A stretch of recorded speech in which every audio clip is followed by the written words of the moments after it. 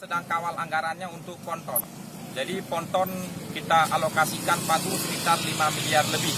Itu termasuk untuk perencanaan ponton. Jadi ponton direncanakan khusus itu di Batam untuk lokasi sesuai dengan kondisi laut Muara Kuala ini.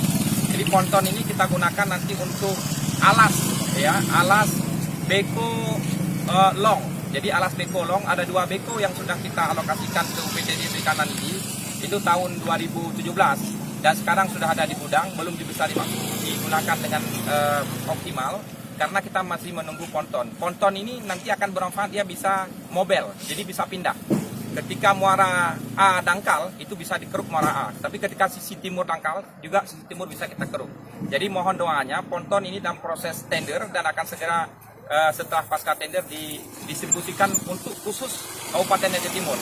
Dia bisa di UPTDI, kemudian bisa juga di mulut bibir kuala yang lain, bisa di Cut, Kuala Pedawa, kemudian bisa juga dialihkan misalnya ke kawasan Pelak atau Suraya.